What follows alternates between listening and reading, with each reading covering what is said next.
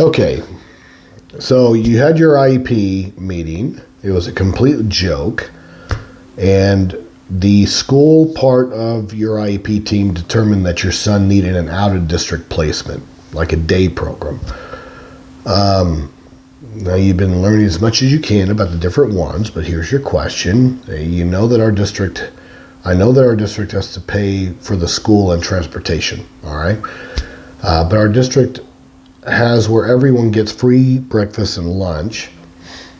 Now, if the out-of-district school that we choose have to pay for breakfast and lunch, who's responsible for that money?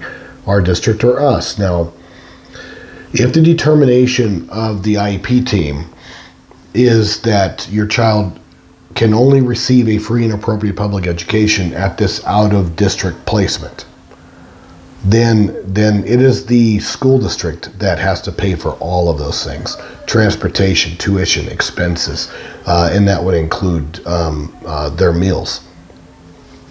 All of it. They're basically saying, we can't provide your child a FAPE in our school, so we are going to transfer those responsibilities to this place, and they would be responsible for covering all of those costs. All of them. All of them. All right. Now, I don't know what state you live in, but I tell you, some of these states, they're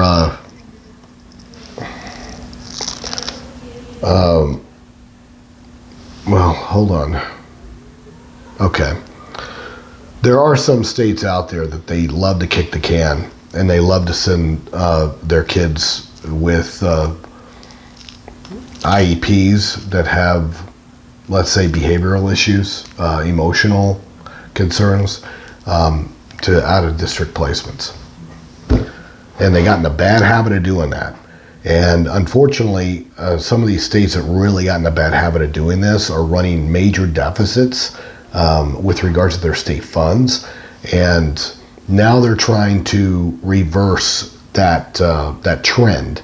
And they're trying to stop the bleeding of all this out-of-district placement. And, you know, it's a double-edged sword. I don't necessarily like out-of-district placements, okay? I think that there's times when it's warranted. I do. But at the same time, my own child has received exactly what she needs inside of the school. And she's had some very complex needs.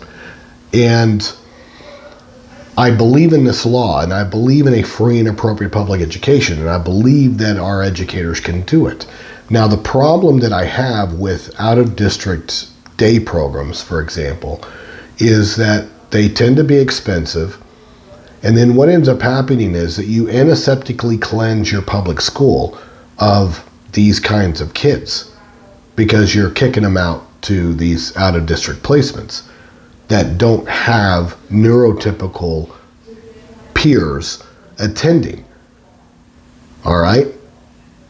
And that, my friends, is a huge component to the special education laws, is that we need to educate our kids to the maximum extent appropriate in the general education setting.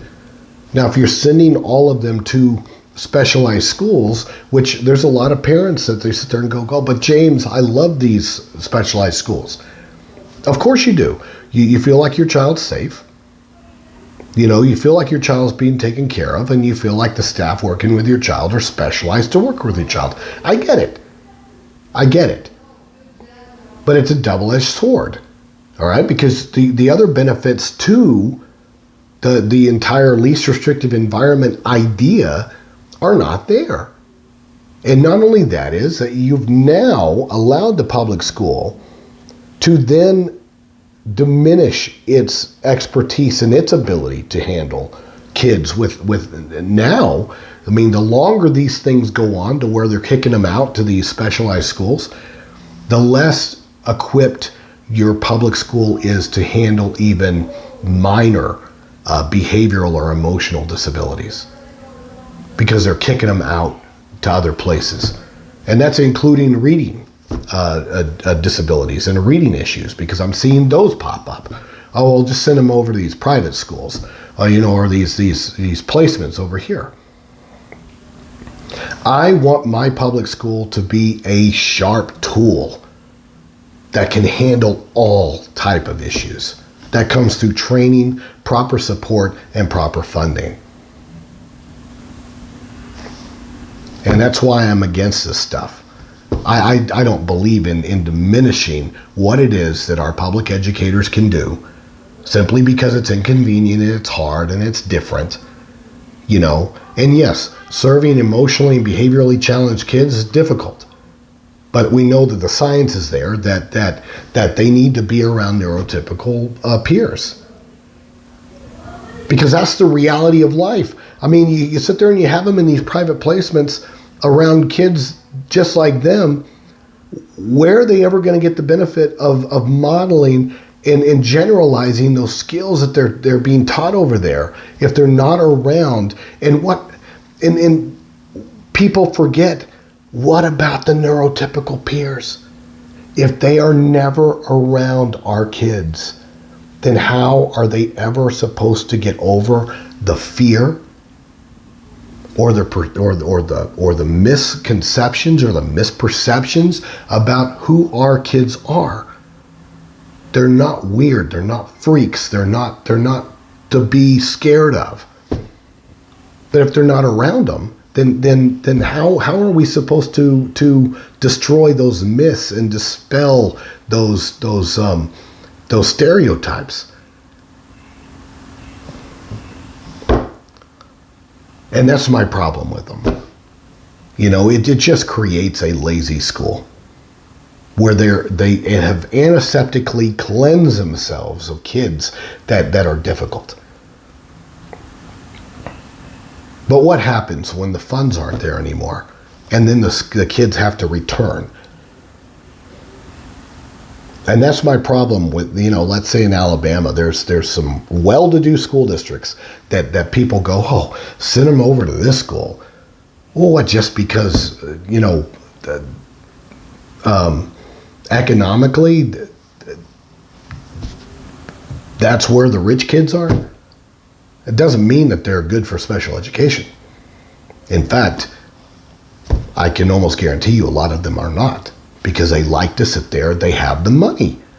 They have the additional money to kick them over to, these day programs and get them out of their school. So what happens when the money's not there and these kids have to return? Or let's say that you have a parent that goes, no, I want my child around neurotypical peers. But then this school system that you thought was so awesome, just because they're in a higher income area, they don't have the first freaking clue how to serve your kid, because they haven't had to do it. And they're out of practice. And they don't have the right hats in there, like a behavior analyst or people that are trained to competence or an understanding of the current science on dealing with issues like this. I mean, I know I went off on a completely different than your very simple question on who pays for this stuff. They pay for it. But at the same time, I mean, my question obviously would be, where are the neurotypical peers? How do they expect to generalize your child's progress or success over there in an environment where neurotypicals exist? How do they expect to move your child along the continuum of alternative placements from more restrictive to least restrictive if your child's way out here in another placement?